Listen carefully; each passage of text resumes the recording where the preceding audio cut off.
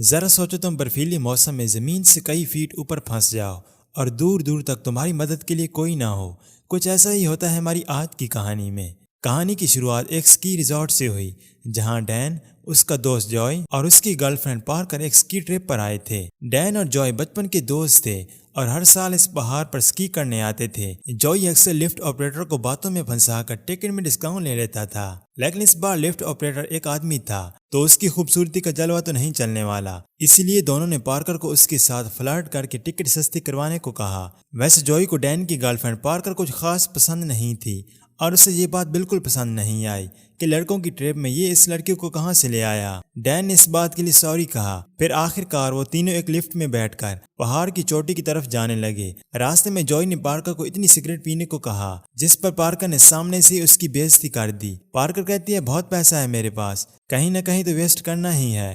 ادھر بیچارہ ڈین بیچ میں بیٹھ کر دونوں کو سنبھالنے میں لگا تھا، تب بھی ایک دم لفٹ بیچ میں رک گئی۔ سبھی لوگ کمپلینٹ کر رہے تھے پر پارکر ایک دم چپ چاپ بیٹھی تھی کیونکہ اس کو اونچائی سے بہت ڈر لگتا تھا۔ خیر کچھ دیر بعد لفٹ پھر سے چلنے لگی اور وہ تینوں پہاڑ کی چوٹی پر پہنچ گئے، لیکن پارکر کی وجہ سے جوئی اور ڈین ہر بار کی طرح مزے نہیں کر پا رہے تھے اور اسے بالکل ابھی سکی کرنا نہیں آ رہا تھا اور وہ ہر 2 منٹ میں نیچے گر جاتی تھی۔ اسی طرح ان کا پورا دن نکل گیا اور پھر وہ واپس آ گئے۔ رات کو ریسٹورینٹ میں ڈین اور جوئی پیزا کھاتے ہوئے اپنی خراب ہوئی ٹرپ کے بارے میں ڈسکس کر رہے تھے۔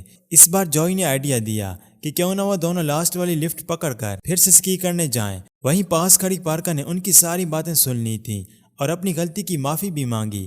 یہ سن کر ڈین کو برا لگا اور اس نے پارکر کو پھر سے ساتھ چلنے کو کہا۔ پارکر نے تو ایک بار منع بھی کیا لیکن ڈین کے بار بار کہنے پر وہ مان گئی، جس کے بعد پھر سے وہ تینوں ایک لفٹ میں پہنچتے ہیں۔ ان کے لفٹ تک پہنچنے تک لفٹ بند ہو چکی تھی پر تینوں نے ہار نہ مانتے ہوئے لفٹ آپریٹر سے ریکویسٹ کرنا شروع کیا۔ اس نے بتایا بھی ایک برفیلا طوفان آنے والا ہے تو لفٹ جلدی بند کرنی پڑے گی، پر آخر میں ان تینوں نے $100 زیادہ دے کر منا ہی لیا۔ ان کے نکلتے ہی لفٹ آپریٹر کے ساتھ کام کرنے والے ایک آدمی نے اس سے اگلے ہفتے کا شیڈول بتایا، جسے سن کر وہ لفٹ آپریٹر غصے میں آ گیا۔ اگلے ہفتے میں نہیں آؤں گا، گھر جانا ہے مجھے، ابھی میں مینیجر سے بات کر کے آتا ہوں۔ پر جاتے جاتے اس نے دوسرے آدمی کو بتایا کہ ابھی 3 لوگ لفٹ پر بیٹھے ہیں، ان کے واپس آنے سے پہلے لفٹ کو بند مت کرنا۔ اور تبھی وہیں پاس میں 3 لوگ سکی کرتے ہوئے آئے تو اس آدمی کو لگا یہ وہی 3 لوگ ہوں گے۔ پھر اس کے بعد اس نے لفٹ کو بند کر دیا۔ ادھر ڈین، جوئی اور پارکر کو لگا کہ شاید اس دن کی طرح ہی لفٹ کچھ منٹوں کے لیے رک گئی ہوگی۔ انہوں نے مدد کے لیے آواز بھی ماری پر تب تک سبھی جا چکے تھے۔ اب دھیرے دھیرے برف گر رہی تھی اور تینوں کو ٹھنڈ لگنی شروع ہو گئی۔ کچھ دیر بعد وہاں کی ساری لائٹ بھی بند ہو گئیں اور اب تینوں کو سمجھ آیا کہ لفٹ اپنے آپ ہی بند نہیں ہوئی، کسی نے بند کر دی ہے۔ ان لوگوں کو ایسا محسوس ہونے پر پارکر زور زور سے چلانے لگی۔ اسے چپ کراتے ہوئے ڈین نے کہا میری جان، ایسے روتے نہیں ہیں، لائٹ چلی گئی ہوگی، ابھی آ جائے گی۔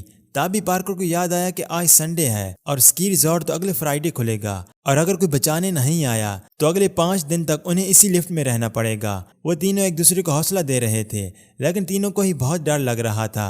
کچھ دیر بعد جوئی کو باتھ روم جانے کی طلب محسوس ہوئی لیکن اس کے پاس یہیں پر کرنے کے علاوہ کوئی راستہ نہیں تھا۔ یہ سب کچھ دیکھ کر پارکر بہت زیادہ انکمفرٹیبل ہوئی لیکن ڈین چپ چاپ بیٹھا رہا اور تبھی لفٹ آپریٹر کے کہنے کے مطابق برفیلا طوفان شروع ہو گیا جس سے ان کی پریشانیاں اور بڑھ گئیں۔ کچھ دیر بعد انہیں اپنے نیچے ایک برف صاف کرنے والی گاڑی دکھی۔ اسے دیکھتے ہی تینوں مدد کے لیے آواز لگانے لگے لیکن ڈرائیور سن نہیں پا رہا تھا۔ طوفان زیادہ ہونے کی وجہ سے اس کی سینئر نے اسے واپس آنے کو کہا پر اس کے جانے سے پہلے ان تینوں نے اپنا سامان بھی اس کی طرف پھینکا مگر اس سب سے کوئی فائدہ نہیں ہوا۔ پارکر نے سگریٹ پینے کے لیے اپنا گلو کھولا تو وہ پھسل کر نیچے گر گیا۔ اب تو کوئی چارہ نہیں بچا اور ہمیں سے کسی کو نیچے اتر کر مدد مانگنی پڑے گی۔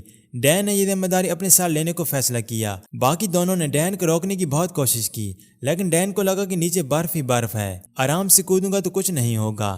جوئی نے انہیں سمجھانے کی کوشش کی کہ ہمیں صبح تک انتظار کرنا چاہیے لیکن ڈین نے کسی کی نہیں سنی اور نیچے کود گیا۔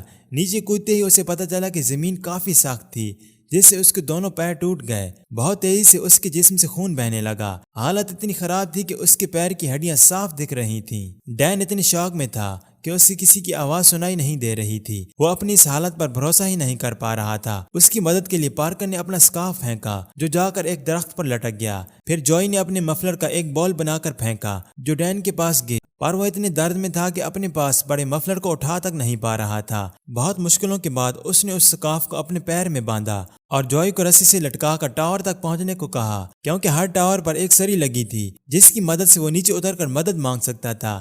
یہ آئیڈیا پہلے نہیں سوچا گیا۔ جوئی کو اپنے اوپر اتنا بھروسہ نہیں تھا کہ وہ رسی سے لٹک کر اتنی دور چلا جائے گا، لیکن پھر بھی اپنے دوست کی جان بچانے کے لیے ایک بار کوشش کرنے کا فیصلہ کیا۔ پھر اچانک انہیں بھیڑیوں کی آواز آئی جنہیں ڈین کے خون کی مہک آ گئی تھی۔ یہ دیکھ کر ڈین زور زور سے مدد کے لیے چلانے لگا، جس کی وجہ سے بھیڑیوں کو اسے ڈھونڈنے میں کچھ خاص محنت نہیں کرنی پڑی۔ ادھر جوئی نے رسی پر لٹکنے کی کوشش کی، پر برف کی وجہ سے اس کا ہاتھ پھسل رہا تھا، اور تب بھی ڈین نے ایک بھیڑیے کو ٹھیک اپنے سامنے دیکھا، لیکن اس میں کچھ بھی کر پانے کی ہمت نہیں تھی۔ پارکر نے اپنا بورڈ بھیڑیے کی طرف پھینکا، جس کی وجہ سے وہ وہاں سے بھاگ گیا۔ بٹ کچھ ہی منٹوں کے بعد ڈین کو بھیڑیوں کے پورے جھنڈ نے گھیر لیا۔ اب ڈین سمجھ گیا کہ اب وہ کچھ بھی کر لے بچ نہیں پائے گا، اس لیے اس نے جوئی کو کہا کہ پارکر کو اس کی طرف نہ دیکھنے دے۔ پھر بھیڑیوں نے اس پر حملہ کر دیا۔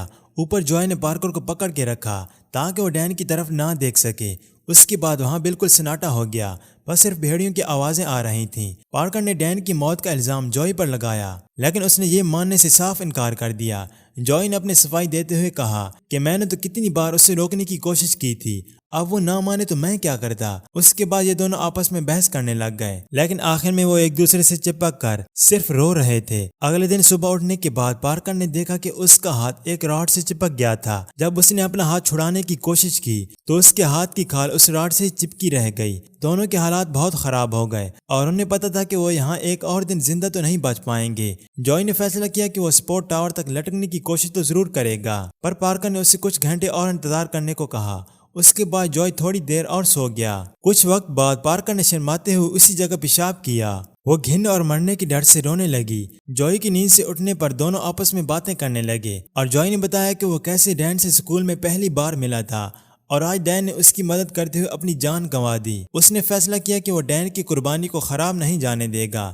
اس نے ایک بار پھر سے رسی کی مدد لینے کی کوشش کی، پر اسی دوران لفٹ کا ایک سکریو ڈھیلا ہو گیا۔ اپنی پوری جان لگاتے ہوئے ڈین رسی سے لٹک کر اگلی چیئر تک پہنچ گیا، پر اس کو ہاتھوں نے جواب دے دیا تھا، لیکن پھر بھی اس نے ہار نہیں مانی اور ٹاور تک پہنچنے کی کوشش کرنے لگا، جہاں ایک بھیڑیا نیچے کھڑا اس کا انتظار کر رہا تھا۔ پارکر نے اس کی مدد کرنے کے لیے اپنا اسکی بول اس کی طرف پھینکا، لیکن نیچے اترتے ہی اس بھیڑیے نے جوئی پر حملہ کر دیا۔ اس نے جیسے تیسے اسکی بول پکڑ کر اس بھیڑیے کو پیچھے ہٹایا اور فٹافٹ اسکی بورڈ پہن کر وہاں سے نکلا۔ وہاں موجود بھیڑیوں کا پورا جھنڈ اس کا پیچھا کرنے لگا۔ اب پارکر اکیلی اس لفٹ میں بچی تھی، پر جب گھنٹوں بیت جانے کے بعد بھی جوئی واپس نہیں آیا تو اسے شک ہوا کہ ضرور بھیڑیوں نے اسے اپنا شکار بنا لیا ہوگا، لیکن پھر بھی پارکر امید لگا کر اس کا انتظار کر رہی تھی۔ لیکن جب پوری رات بیت جانے کے بعد بھی جوئی واپس نہیں آیا تو اس نے اپنی مدد خود کرنے کا فیصلہ کیا، لیکن اس کے تھوڑا سا ہلتے ہی لفٹ کا نٹ کھل گیا اور وہ نیچے گر پڑی۔ کرسی سیدھا آ کے اس کے پیر پہ گری، جس کی وجہ سے اس کا پیر ٹوٹ گیا۔ پارکر نے جیسے تیسے خود کو گھسیٹنا شروع کیا اور تھوڑا دور جانے کے بعد اسے جوئی کی لاش دکھی، اور اس لاش کے بالکل قریب کھڑا تھا ایک بھیڑیا۔ لیکن پارکر کی قسمت اچھی تھی کہ جوئی کو کھانے کے بعد اس بھیڑیے کا پیٹ بھرا ہوا تھا، جس کی وجہ سے اس نے پارکر پر حملہ نہیں کیا۔ پارکر نے بہت مشکل سے خود کو ایک روڈ کے کنارے تک گھسیٹا اور بیچاری وہیں پڑی پڑی مدد کا انتظار کرنے لگی۔ آخر کار ایک آدمی کو وہ مل گئی، جس نے اسے اٹھا کر گاڑی میں بٹھا لیا۔